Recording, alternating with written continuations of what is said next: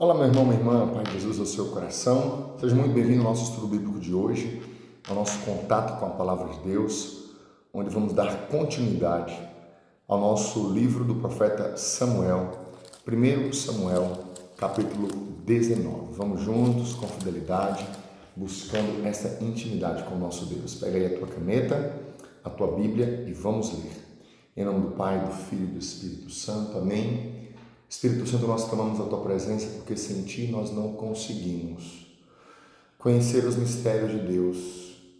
Convence-nos da palavra do Senhor. Amém. Muito bem.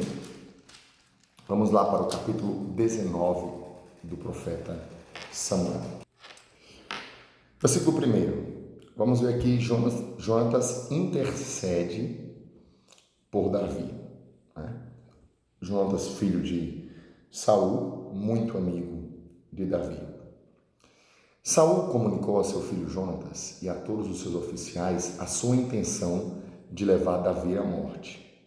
Ora, Jonatas, filho de Saul, amava muito a Davi e advertiu a Davi, dizendo: meu pai busca a tua morte. Fica de sobreaviso amanhã de manhã, procura o teu refúgio e esconde-te. Eu sairei e permanecerei ao lado do meu pai no campo em que estiveres. E então falarei com meu pai a teu respeito. Saberei o que houver e te informarei. Então veja, a providência de Deus que rege, né? Deus vai proteger o seu ungido, e aí ele coloca, de alguma maneira, a providência de Deus, a misericórdia de Deus, a graça de Deus, sempre estará concorrendo para os que amam o Senhor. Então nós precisamos entender isso, compreender isso. Davi ia ser morto, mas algo ou alguém, no caso, o avisou. Às vezes acontece alguma situação na nossa vida que alguém vem para nós, a providência vem. Então estejamos atentos a isso. E peçamos ao Senhor, como a minha querida irmã Zélia sempre reza, ela diz assim: Senhor, fala comigo claro como a luz do meio-dia, né? Ou seja, com clareza. Então, que Deus nos fale como falou concretamente aqui, né? Davi teve a graça de ter Jonatas, que falou claramente para ele: olha, você está sendo, meu pai quer matá-lo, então esconde e eu vou saber o que está acontecendo. Versículo 4. Jonatas falou bem de Davi a seu pai e disse: não peque o rei contra o seu servo Davi, porque nenhuma falta cometeu contra ti. Pelo contrário, tudo o que ele tem feito tem sido de grande vantagem para ti. Ele arriscou a sua vida, matou o filisteu e Yahvé deu a todo o Israel uma grande vitória. Tu o viste e te regozijaste. Por que haverias de pecar derramando o sangue de um inocente, fazendo Davi perecer sem motivo? Saul então cedeu às palavras de Jonatas e fez este juramento: pela vida de Yahvé ele não morrerá. Então Jonatas chamou Davi e lhe disse essas coisas. Depois o conduziu a Saul e Davi voltou ao seu serviço como antes. Bem, versículo 1 ao versículo 7, essa história de Jonatas intercede por Davi. Então veja, duas coisas muito importantes para nós. Primeiro, pedimos para Deus os sinais para nos proteger. E, dentro dessa realidade, sermos também boca de proteção para as pessoas, canal de exortação para as pessoas que estão se perdendo. Segundo, interceder. Então, intercedamos a Deus pelas pessoas, mas também intercedamos dentro das situações. Olha, a mãe que intercede junto ao pai pelo filho que errou, etc., no trabalho. Ou seja, não sejamos aquele que mata o irmão, mas que busquemos a coisa boa, a salvação dele, né? Versículo 8. Como a guerra havia recomeçado, Davi partiu para combater os filisteus. Levou-os a uma grande derrota e fugiram diante dele. Ora, mais uma vez Davi venceu, né? Ora, um mau espírito da parte de Yahvé se apossou de Saul. Ou seja, olha aí, o demônio vai entrando sempre quando existe uma brecha. Quando ele estava sentado em sua casa com a lança na mão, Davi liderava a cítara. Saul tentou transpassar Davi contra a parede, mas Davi se desviou e a lança se encravou na parede. A segunda vez que aconteceu isso. Então Davi fugiu e escapou naquela noite. Naquela mesma noite, Saul despachou emissários para vigiar a casa de Davi, para que o matassem pela manhã. Mas Micol, mulher de Davi, filha de Saul, lhe deu esse conselho: se não escapares esta noite, amanhã serás homem morto. Micol fez Davi descer pela janela e ele saiu, correu e escapou naquela noite. Ou seja, a mulher dele o ajudou, Micol apanhou o terafim, deitou na cama e pôs-lhe na cabeça uma pele de cabra e estendeu sobre ele um manto. Aos mensageiros que Saul mandara para trazer Davi, ela disse: ele está doente. Mas Saul mandou outra vez os mensageiros para que visse Davi e disse-lhes: trazei-mo na sua cama para que eu o mate. Ou seja, os caras foram lá e aí a Micol falou: olha, ele está doente, não pode receber ninguém. Os mensageiros voltaram e o rei Saul falou: não, pode trazer porque eu vou matá-lo. Mas a mulher já tinha feito tudo, que colocou ali um objeto, e fingiu que seria Davi deitado na cama. Os mensageiros então entraram e deram com o terafim na cama e a pele de cabra na cabeceira. Saul então disse a sua filha Micol: por que me traístes e deixaste fugir e escapar ao meu inimigo? Micol respondeu a Saul: foi ele quem me disse: deixa-me partir ou te mato. Então ela também ali salvou a pele dela. Disse: olha, foi ele que disse: deixa-me fugir ou eu te mato.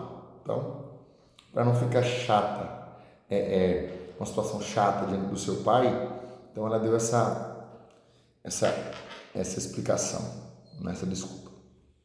Versículo 18. Davi tinha, pois, fugido e escapou. Foi ter com Samuel em Ramá e lhe relatou tudo o que Saul lhe tinha feito. Ele e Samuel foram morar nas celas. Bem, o que é as celas? A habitação dos profetas, em Ramá ou nos arredores, ou talvez um lugarejo com o nome de Ramá, em Navite. Versículo 19. E foram dizê-lo a Saul: Davi está nas celas em Ramá. Saul então enviou mensageiros para prender Davi, e eles viram a comunidade dos profetas, que estavam profetizando, e Samuel a presidi-los, e logo o Espírito de Deus veio também sobre os mensageiros de Saul, que também entraram em transe. Informado do que ocorria, Saul mandou outros mensageiros, os quais entraram também em transe. Saul enviou um terceiro grupo de mensageiros, e eles também caíram em transe. Então ele próprio partiu para Ramá e chegou à grande cisterna que está em Soco. Indagou onde estavam Samuel e Davi e lhe responderam: estão nas celas em Ramá. Dali partiu Saul para as celas de Ramá, mas o Espírito de Deus também se apossou dele, e ele caminhou em transe até chegar às celas de Ramá. Também ele se despojou de suas vestes, também ele entrou em transe diante de Samuel, e depois caiu no chão nu, e ficou assim todo aquele dia e toda aquela noite. Daí o provérbio: está também Saul entre os profetas? Veja, há novamente uma proteção do ungido de Deus. Dessa vez, Davi não fugiu, mas estava em oração. O Espírito de Deus estava naquele lugar, Deus estava naquele lugar, e enquanto Deus estava naquele lugar, o inimigo não tinha o poder de realizar aquilo que eles queriam fazer de mal. Mas ao contrário, eles também foram tomados pelo Espírito de Deus. Então veja, meu irmão, o que essa palavra diz para nós? É importante nós pensarmos o seguinte: olha a história que nós estamos lendo. No capítulo 16, capítulo 15, 16, nós vemos que Deus retira a sua bênção de Saul e manda o profeta Samuel ungir um outro rei. Esse outro rei é Davi. Nós vemos toda a história maravilhosa da escolha de Davi. No capítulo 17 nós vamos ver que Davi começa a ter destaque, porque ele estava com Deus e Deus estava com ele, ele vence a batalha. Só que aí a inveja entra no coração do rei Saul. Então o rei Saul já não tem o Espírito de Deus, e aí o espírito mau invadiu. O rei Saul vivia na inveja, nos ciúmes, dando brecha. O espírito mal se apossava dele. E ele começou então a perseguir a Davi, a querer matar Davi. E aí há um primeiro livramento pela amizade de Jonatas, né?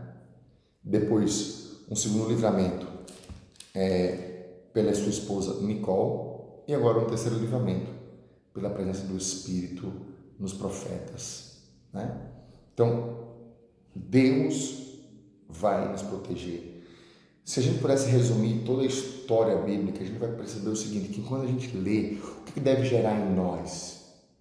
Acima e primeiro de tudo, eu preciso de todos os jeitos me esforçar para ter intimidade com Deus, para que eu esteja com Deus e Deus esteja comigo, porque se Deus estiver comigo, Ele vai me mandar ir, eu vou, e Ele não vai me mandar ficar, eu fico, né? Como diz aquela música parecida, se tu fores eu vou, se tu queres eu quero, é isso.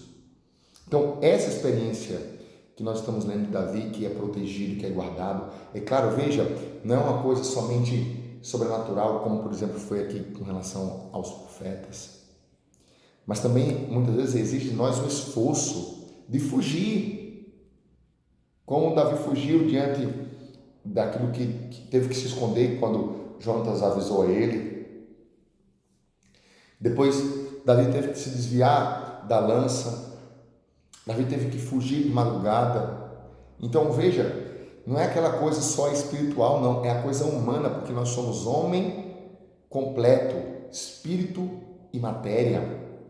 Então a nossa vida religiosa, espiritual, ela passa por uma vida ascética, de mortificar a carne, mas de viver também a felicidade na carne, de entender que a nossa ascese passa pela carne também, pela humanidade. Então Davi fugiu, foi livrado da morte, também fugindo, também se escondendo, e também pela unção do Espírito Santo. Entendamos isso. Para mim fica muito forte essa experiência e o desejo de ser de Deus, porque Deus há de nos proteger, Deus há de nos alertar para onde devemos ir, onde nós não devemos ir, Deus há de proteger a gente na estrada, se nós o invocarmos, Deus há de nos proteger. Bem, foi isso que Deus falou comigo. E o que Ele falou com você? Deixe aqui nos comentários, compartilhe e até amanhã.